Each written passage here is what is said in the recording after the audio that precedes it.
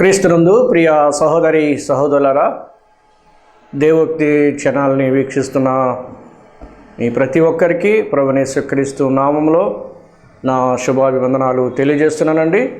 ఎలాగున్నారండి? అందరూ బాగున్నారు కదా?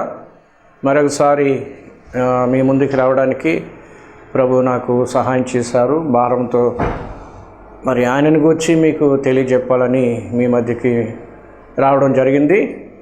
మరి దయతో మీరు దేవుని వాక్యాన్ని శ్రద్ధగా ఆలకించి ఆత్మీయ మేలు పొందాలని ప్రభుపేట మనవి చేస్తూ ఉన్నాను. మొదటిగా మార్కు సువార్త 6వ అధ్యాయము మొదటి 5 వచనాలు చదివి నేను వినిపిస్తాను. మీరందరూ బైబిల్ ఉన్నవారు మీ బైబిల్ తెరిచి చూడవలసిందిగా మనం చేస్తూ ఉన్నాం. ఆయన అక్కడి నుండి బయలుదేరి స్వదేశమునకు రాగా ఆయన శిష్యులు ఆయనను వెంబడించిరి. విశ్రాంతి దినము వచ్చినప్పుడు ఆయన జనసమూహములలో బోధింపనారంభించెను. అనేకులు ఆయన బోధ విని ఆశ్చర్యపడి, ఈ సంగతులు ఇతనికి ఎక్కడి నుండి వచ్చెను? ఇతనికి ఇవ్వబడిన ఈ జ్ఞానం ఎట్టిది? ఇతని చేతుల వలన ఇట్టి అద్భుతములు చేయబడుచున్నవి ఇదేమి? ఇతడు మరియా కుమారుడు కాడా? ఇతడు యాకోబు, యేసే, యోదా, సీమోను అని వారి సహోదరుడగు వడ్లవాడు కాడా? ఇతని సోదరి మనులందరూ మనతో ఉన్నవారు కారా అని చెప్పుకొనుచు ఆయన విషయమై అభ్యంతరపడిరి. అందుకు యేసు, ప్రవక్త తన దేశములోను తన బంధువులలోనూ తన ఇంటివారిలోనూ తప్ప ఎక్కడనూ ఘనహీనుడు కాడని చెప్పాను. అందువలన కొద్దిమంది రోగుల మీద చేతులుంచి వారిని స్వస్థపరచుట తప్ప మరి ఏ అద్భుతము అక్కడ చేయజాలకపోయెను. ఆయన వారి అవిశ్వాసం వలన ఆశ్చర్యపడెను. ప్రార్థన చేసుకుందాం. ప్రార్థన. ప్రేమల తండ్రి, ఘనమైన దేవ, రాజులకు రాజా, ప్రభులకు ప్రభువా, మీ స్తోత్రాలు వందనాలు చెల్లిస్తూ ఉన్నాం. ఈ సమయంలో మిమ్మల్ని స్తుతిస్తూ ఉన్నాం. మీరు మాకు అనుగ్రహించిన పరలోక సంబంధమైన ప్రతి ఆశీర్వాదాన్ని బట్టి మీకు వందనాలు చెల్లిస్తూ ఉన్నా. ఈ టీవీ మాధ్యమం ద్వారా మీ వాక్యాన్ని ప్రకటించడానికి మీరు నాకు దయచేసిన కృపను బట్టి మీకు వందనాలు చెల్లిస్తూ ఉన్నా. రక్షించుకుని నీ యొక్క మహిమార్థమే జీవించడానికి మీరు నాకు ఇచ్చిన ఈ మంచి జీవితాన్ని బట్టి మీకు వందనాలు చెల్లిస్తూ ఉన్నాం. ప్రభువా, ఏ జీవితాన్ని నాకు ఇచ్చారో, ఏ రక్షణ నాకు అనుగ్రహించారో ఆ రక్షణ అనేకులకు మీరు దయచేయండి. అనేకుల జీవితంలో మారు మనసు, పాప క్షమాపణ పొంది నిత్య జీవానికి వారసుని అవడానికి మొదటగా మీరెవరో నాయన మరి తెలుసుకుని మీ ద్వారా మీ అందు విశ్వాసం ఉంచి రక్షించబడి నీ బిడలుగా స్వీకరించబడినట్లు నీ కృపను దయచేయమని, వినుచున్న వారికి నాయన మేలు కలిగించమని, చెప్పేవారికి నీ ఆత్మ నడిపింపు దయచేయమని, నీ కృపాహస్తాలకు మమ్మల్ని అందరినీ మీ చేతులకు అప్పగించుకుంటూ దీవించమని యేసు ప్రభు వారి యొక్క శ్రేష్టమైన ఉన్నతమైన నామంలో స్తోత్రములు చెల్లించి ఘనపరిచి వేడుకొనుచున్నాము తండ్రి. ఆమేన్. ఈ దినం మరి మనం చదవబడిన లేఖన భాగంలో ప్రభువైన యేసుక్రీస్తు వారు ఆయనకొక స్వగ్రామములో అక్కడున్న కొంతమంది మనుషులు ఆయనకు ఒక పేరు ఇచ్చారు, ఒక టైటిల్ ఇచ్చారు. ఏంటంటే ఆయన వడ్లవాడు. ఆయన ఎవరండి? ఆయన వడ్లవాడు అంటూ ఉన్నారు. ఆయనను గురించి స్వగ్రామములో వారందరూ కూడా అభ్యంతరపడుతూ ఉన్నారు. శిష్యులతో యేసు ప్రభు వారు తన పెరిగిన దేశానికి వచ్చినప్పుడు తన దేశంలో మరి తన స్వగ్రామములో వారినందరినీ చూసి వారి యొక్క బాగోగుల కోసము, వారి యొక్క యోగక్షేమాల కోసం మరి ఆ ప్రదేశానికి వచ్చి వారందరినీ పలకరించడానికి, అంత మాత్రమే కాదు ఆయన ఎవరో, ఆయన వచ్చిన ఉద్దేశం ఆయన తెలియపరచడానికి ఆ ప్రదేశానికి ఆయన రాగా వారందరూ కూడా ఆయనను గూర్చి అభ్యంతరపడ్డారు. మొదట దేవాలయములో ఆయన బోధ చేస్తూ ఉన్నాడు. దేవాలయంలో బోధ చేస్తున్నప్పుడు ఆయనను గురించి తన దేశస్థులు లేక గ్రామస్తులు ఈ జ్ఞానం ఈయనకి ఎక్కడి నుంచి వచ్చింది, ఈ బోధ ఈయనకి ఎక్కడి నుంచి వచ్చింది అని ఆయనను గూర్చి, ఆయన బోధనను గూర్చి ఆశ్చర్యపడినట్లుగా 2వ వచనంలో చూస్తూ ఉన్నాం. ఈ జ్ఞానం ఈయనకి ఎక్కడి నుంచి వచ్చింది అని అడుగుతూ ఉన్నారు, ప్రశ్నిస్తూ ఉన్నారు. అంత మాత్రమే కాదు, ఆయన అనేక మంది రోగులను స్వస్థపరుస్తూ ఉంటుండగా, బాగు చేస్తుంటుండగా, ఇతని చేతులు బట్టి ఈ అద్భుతాలు ఎలాగూ చేయబడుతున్నాయి, ఈ ఆశ్చర్యకార్యాలు ఎలాగూ జరుగుతున్నాయి అని వారు 2 విషయాల్లో, ఆయన బోధ విషయంలో, ఆయన చేసే అద్భుత కార్యాల విషయంలో ఆ గ్రామంలో ఉన్న వారందరికీ కూడా ఒక ఆశ్చర్యం కలిగింది ప్రియులారా. అంత మాత్రమే కాదు, ఆయన యొక్క జీవించిన విధానాన్ని బట్టి, బాల్య దశ నుండి వారి మధ్య జీవించాడు కాబట్టి, ఏ కుటుంబంలోనైతే జీవించాడో ఆ కుటుంబంలో నుంచి వచ్చిన వాడు ఇంత చక్కగా బోధిస్తున్నాడేంటి, ఇన్ని అద్భుత కార్యాలు చేస్తున్నాడేంటి, ఇన్ని ఆశ్చర్యకార్యాలు చేస్తున్నాడేటని ఈయన వడ్లవాడు కాడా అని ప్రశ్నిస్తూ ఉన్నారు పిల్లరా, అభ్యంతర పడుతున్నారు. ఆయన విషయమై అభ్యంతర పడిరి అని తెలియజేస్తున్నాం పిల్లరా. ఆనాడు యేసుప్రభు శరీరధారి ఉన్న దినాలలో ఆయన స్వగ్రామంలో ఎన్నో అభ్యంతరాలు ప్రియులారా, ఎన్నో అభ్యంతరాలు ఆనాడు, ఈనాడు కూడా ప్రియులారా.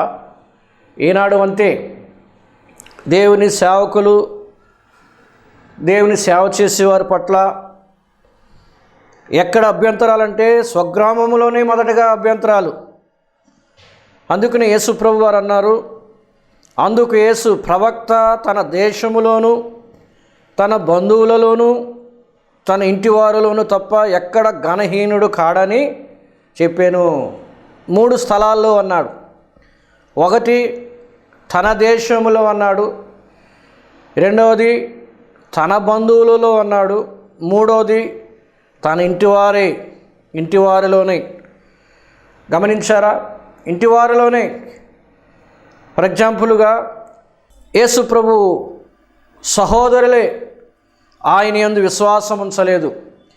యోహాను సువార్త 7వ అధ్యాయము, యోహాను సువార్త 7వ అధ్యాయాన్ని మనం చూసినట్లయితే ఆయన గురించి ఇలాగ వ్రాయబడి ఉంది.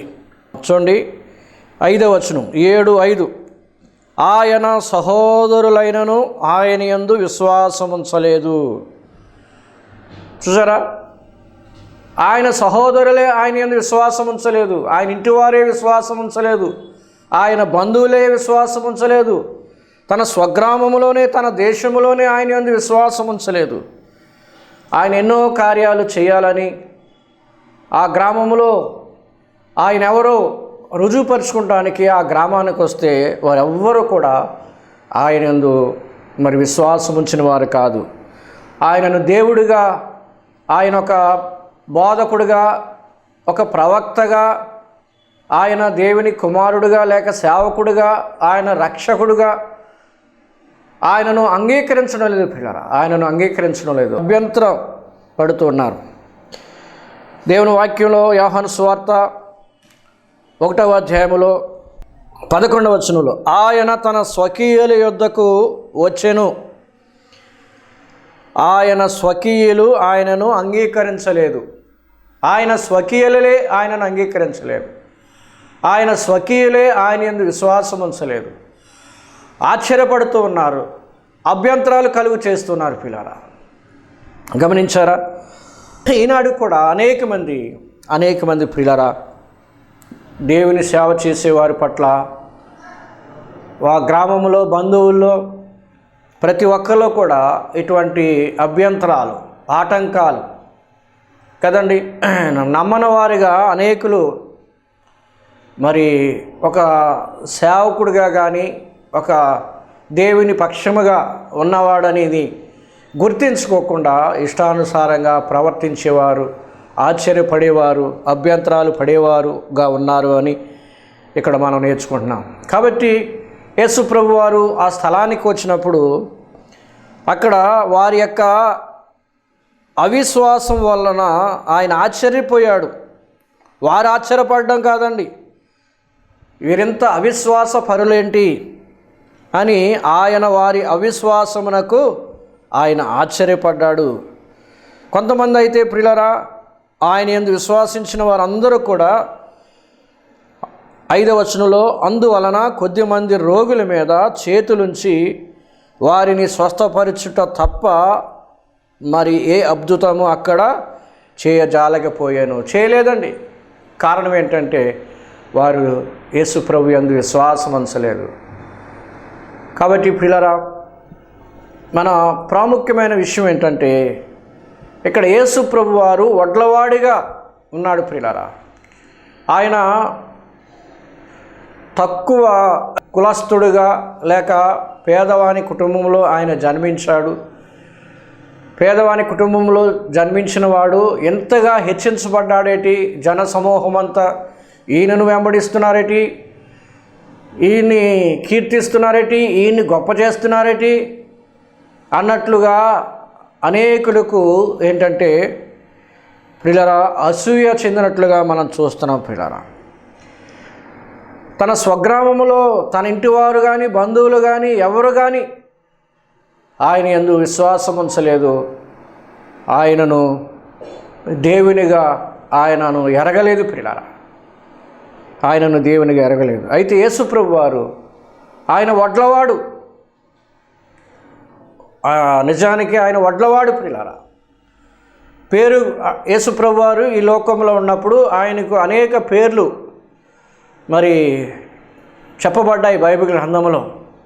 ఆయన కంసాల వంటి వాడు కాడా, చాకలివాని సబ్బు వంటి వాడు కాడా అని మలాకీ గ్రంథం 3వ అధ్యాయము 2వ వచనంలో ఆ మాటలు పలుకుతున్నాయి. యేసు ప్రభు ఎన్నో పేర్లు ఆపాదించబడ్డాయి, ఎన్నో పేర్లు. ఆ పేర్లలోనే ఆయన స్వభావం ఎటువంటిదో ఆ స్వభావానికి తగ్గ సందేశం అందుట్లో ఉంది. ప్రియులారా, అయితే ఇక్కడ కూడా ఆయన పేరు వడ్లవాడు అని పలకబడుతుంది. వడ్లవాడు చేసే పని ఏమిటి అని అంటే ప్రియులారా, వడ్లవాడు చేసే పని ఏంటంటే ఒక ఇంటిని చెక్క చేత చక్కటి వస్తువులు తయారు చేసి ఇంటిని అందముగా తీర్చిదిద్దే పని. ఫర్ ఎగ్జాంపుల్గా మన ఇంట్లో కబోర్డులు ఉంటాయి, బల్లలు ఉంటాయి, డైనింగ్ టేబుల్స్ ఉంటాయి, ద్వారబంధాలు, తలుపులు, ఇవన్నీ కూడా వెరైటీస్, ఎన్నో రకాలైన వెరైటీస్ ఉంటాయి.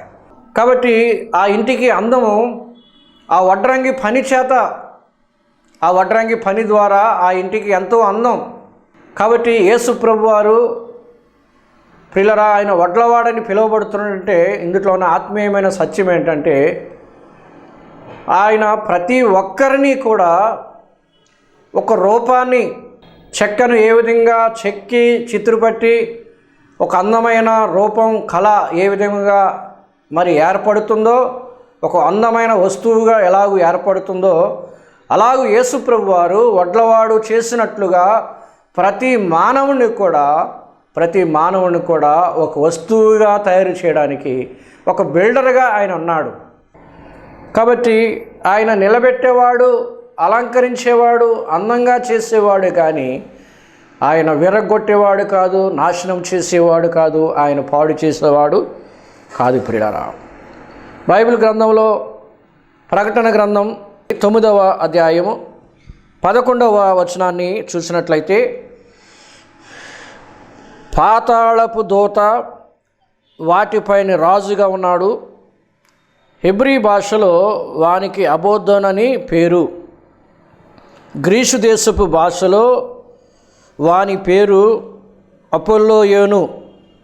పైన 1 వేసి కిందన ఫుట్నోట్లో నాశనము చేయువాడు అనే మాట మనం చూస్తున్నాం. పిల్లలు, ఇక్కడ సాతాను గురించి చెప్పబడిన మాటను మనం చూస్తున్నాం.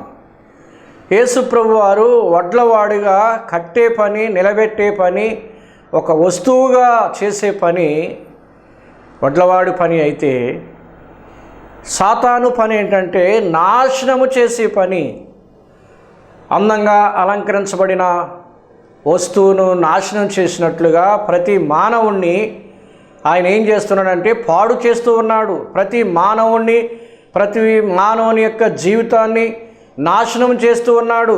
అందముగా దేవుడు అలంకరింపబడిన జీవితాలను, ఒక కుటుంబముగా కట్టిన జీవితాలను, ఒక కుటుంబాలను దేవుని వాక్యంలో యెహోవా ఇల్లు కట్టించనిడలా దాని కట్టువారి ప్రయాసము వ్యర్థమన్నాడు కదండి. ఇల్లు కట్టించింది ఎవరండి? బిల్డర్ ఎవరు? కట్టింది ఎవరండి? దేవుడు కట్టిన గృహాలు, దేవుడు కట్టిన ఇళ్ళు, దేవుడు కట్టిన మనుషులు ప్రియులారా. మనుషులను ఆయన నిలబెడుతూ ఉన్నాడు, కడుతూ ఉన్నాడు. పాడైపోయిన వాటిని, చెక్కలు పాడైపోయిన వాటిని ఏ విధముగా మరలా ఏదైనా పనికొచ్చే వస్తువుగా తయారు చేయడానికి వడ్లవాడు ఏమేమి పని చేస్తాడో, పాడైపోయిన మనలందరినీ, పాడైపోయిన మన జీవితాలను, పాపములో ఉన్న మనలను, నాశనానికి జోగొడుతున్న మనలను మరలా రిమూవ్ చేసి, పాపాన్ని తొలగించి, పాప శాపాన్ని తొలగించి మనలను బాగు చేయడానికి యేసు ప్రభు వారు ఈ లోకానికి వచ్చాడు ప్రియులారా. ఆయన మనల్ని కట్టడానికి వస్తే సాతానుడు పడగొట్టడానికి వస్తున్నాడు, సాతానుడు నాశనం చేయడానికి వస్తున్నాడు ప్రియులారా. భక్తులను కొంతమందిని కట్టాడు ప్రియులారా.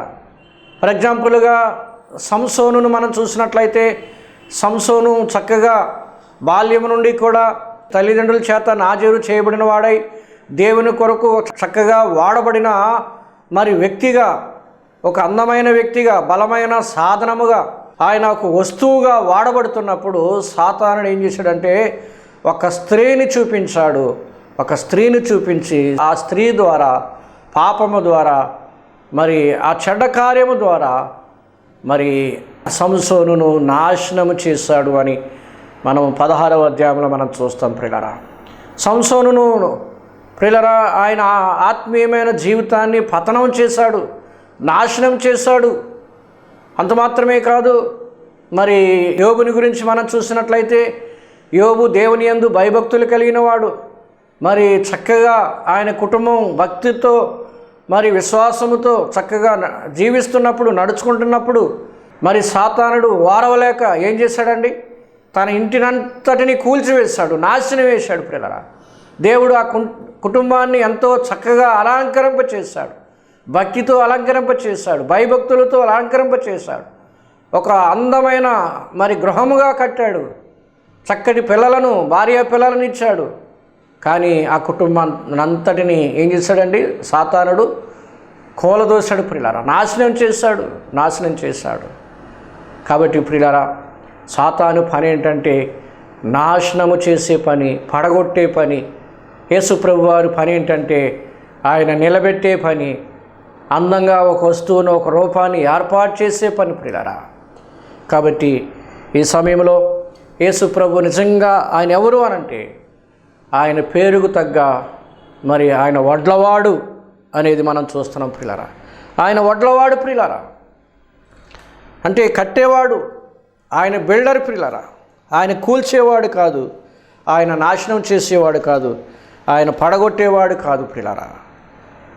ఈనాడు ఎంతోమంది కుటుంబాలు, సంసార జీవితాలు కోర్టులో ఉంటా ఎక్కువగా ఏం కేసులు అంటే ప్రియులారా, ఇడిపోయిన కుటుంబాలు, భార్యాభర్తలు ఇడిపోయిన కుటుంబాలు, దేవుడు కట్టిన కుటుంబాలను సాతానుడు ఏం చేస్తున్నాడంటే విడిపోయేటట్లుగా చేస్తూ ఉన్నాడు, మొక్క చెక్కలు చేస్తున్నాడు పిల్లల.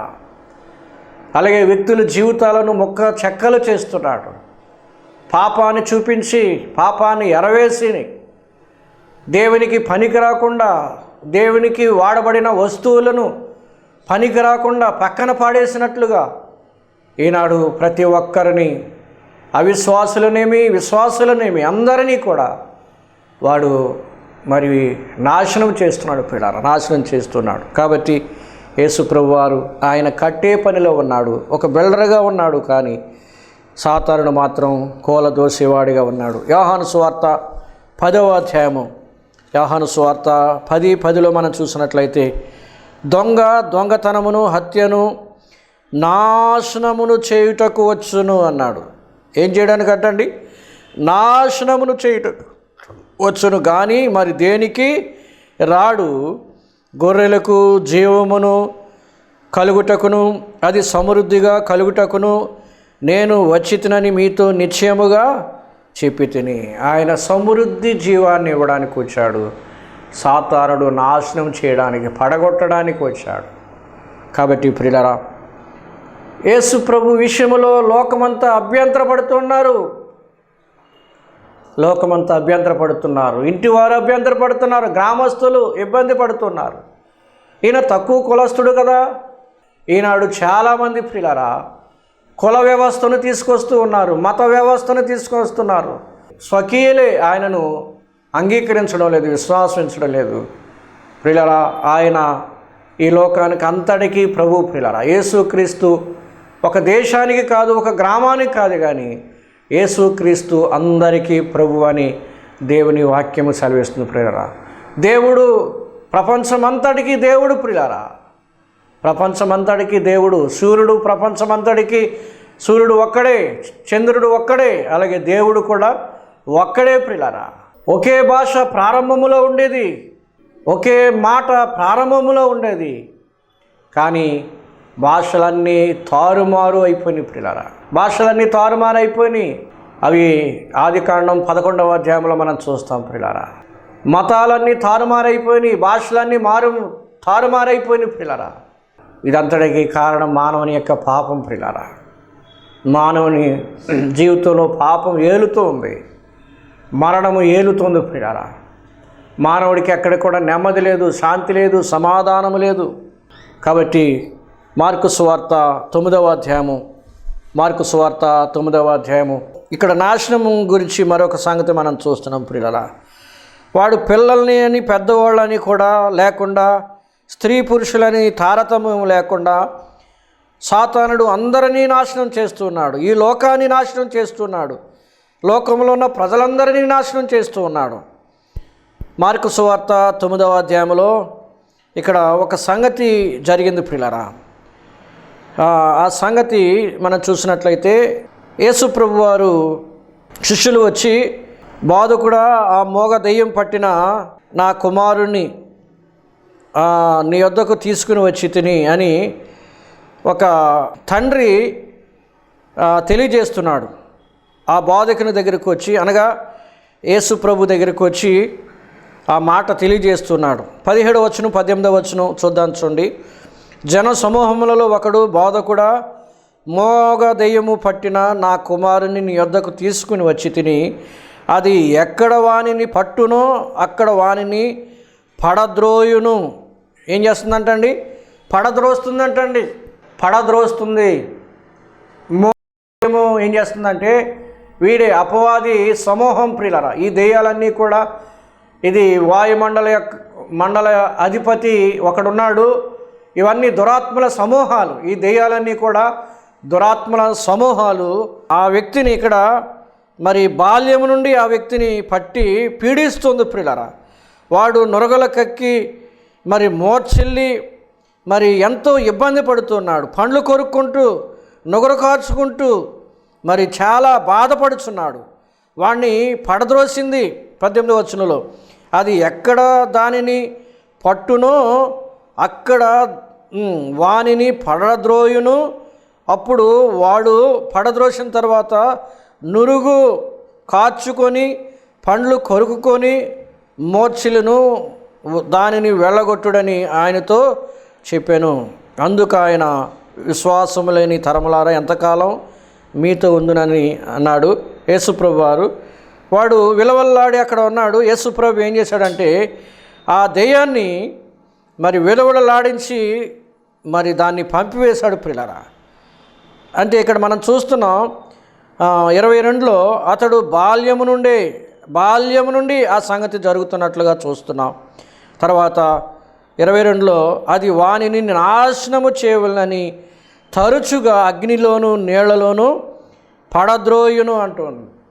తరచుగా అగ్నిలోను నీళ్లలోను పడద్రోస్తుంది. ప్రియులారా, అవునండి, ఆ మోగదయ్యం చేసే పని ఏంటంటే పడద్రోసే పని, నాశనం చేసే పని. ఈనాడు చాలామందిని కూడా పడద్రోయుడు కదండి, నాశనం చేసే పనిలో ఉంది.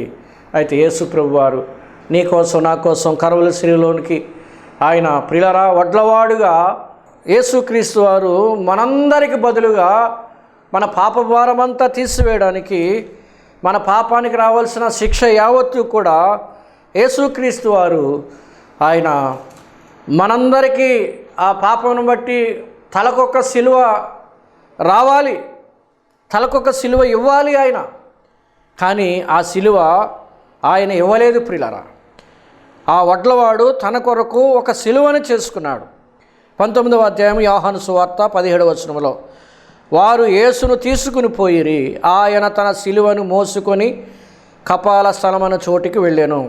ఆయన తన సిలువను మోసుకుని అన్నాడు. యేసు ప్రభు వారు ఎవరి సిలువ అంటే ఇది? నిజానికి ఆ సిలువ నీది నాది ప్రియులారా. పాప భారమంతా సిలువలో యేసు ప్రభు వారు మనందరి పాపములన్నీ కూడా ఆ మ్రాను మీద, ఆ సిలువ మ్రాను మీద ఆయన తన సిలువని ప్రియులారా, ఆ వడ్లవాడు తన కొరకు ఆ సిలువను చేసుకొని మనందరి కొరకు ఆ సిలువలో ప్రాణం అర్పించాడు, రక్తము చిందించాడు, ఆ సిలువలో గాయపరచబడ్డాడు, మేకులతో కొట్టించబడ్డాడు, నిలువెల్లా గాయాలు పొందాడు. నిలువెల్లా చెడిపోయిన మనలను బాగు చేయడానికి, స్వస్థపరచడానికి, నెమ్మదినివ్వడానికి, ఒక వస్తువుగా చేయడానికి, ఒక అందమైన రూపాన్ని ప్రభు మనకి ఇవ్వడానికి ప్రియులారా. ఆయన పడగొట్టేవాడు కాదు ప్రియులారా, నిలబెట్టేవాడు ప్రియులారా. కాబట్టి నిన్ను నన్ను నిలబెట్టడానికి, ఒక వస్తువుగా తయారు చేయడానికి యేసు ప్రభు వారి మన పాపములకు బదులుగా సిలువలో మరణించాడు, చనిపోయాడు, సమాధి చేయబడి ఆయన 3వ దినమున తిరిగి లేచి పరలోకానికి వెళ్ళాడు. మరలా ఆయన తిరిగి రాబోతున్నాడు ప్రియులారా. కాబట్టి ఆయన యందు విశ్వాసం ఉంచారా? అభ్యంతర పడుతున్నారా? ఆయన యందు విశ్వాసం ఉంచారా? అభ్యంతర పడుతున్నారా? ఆయన దేవుడిగా ఇంకా అంగీకరించలేదా? ఆయన నీ కొరకు ఏం చేశాడు? ఇంకా ఏం చేస్తున్నాడు? ఆయన నీ కొరకు ఆయన విజ్ఞాపన చేస్తున్నాడు. ఆయన నీ కొరకు విజ్ఞాపన చేస్తున్నాడు. ఆయన త్వరగా రాబోతున్నాడు. మన కొరకు స్థలము సిద్ధపరుస్తున్నాడు. పరలోక పట్టణం కట్టుతూ ఉన్నాడు ప్రియులారా. ఆయన బంగారు వీధులు, బంగారముతో ఆ పరలోక పట్టణాన్ని ఆయన కడుతూ ఉన్నాడు ప్రియులారా. ప్రస్తుతం మన కోసము ఆయన నా సంఘమును కట్టుదును అన్నాడు మత్తయి సువార్త 16:18లో. ఆయన సంఘాన్ని కట్టాడు, కడుతూ ఉన్నాడు ప్రియులారా. ఆయన కట్టాడు, కడుతూ ఉన్నాడు. ఆయన కట్టే పనిలో ఉన్నాడు. మనము ఆయనకి వస్తువులుగా, ఆయనకి ఇచ్చేవారుగా, వస్తువులుగా ఆయనకు మనం సమర్పించుకున్నట్లయితే మనల్ని కట్టి ఒక వస్తువుగా ఏర్పాటు చేసి నిన్ను రక్షించి ఆయన బిడ్డగా నిన్ను ఏర్పాటు చేసుకుని ఒక వస్తువుగా ఏర్పాటు చేయడానికి ఇష్టపడుతున్నాడు. అటువంటి ప్రియ ప్రభువుని నమ్ముకుని యేసు ప్రభు ఎందుకు వచ్చాడో అది సంగతి గ్రహించి తెలుసుకుని ఆయన నిజంగా వడ్లవాడే ప్రియులారా. ఆయన వడ్లవాడే. ఆయన నిన్ను కట్టడానికి వచ్చాడు, నాశనం చేయడానికి రాలేదు. సాతానుడు నాశనం చేసి నరకానికి తీసుకుని వెళుతున్నాడు. కాబట్టి నరకంకి వెళ్ళకోకుండా ఆయన చేతిలో ఉండాలని మరి ప్రభుపేట మనం చేస్తూ, ఆయన ఆశీర్వాదాలు కారుకులు కావాలని మనం చేస్తూ ఈ మాటలు ముగిస్తున్నాను. దేవుడి వాక్య భాగాన్ని మన కొరకు దీవించునుగాక. ఆమేన్. ప్రేమించిన మా తండ్రి, చెప్పబడిన మాటలు మీరు దీవించండి.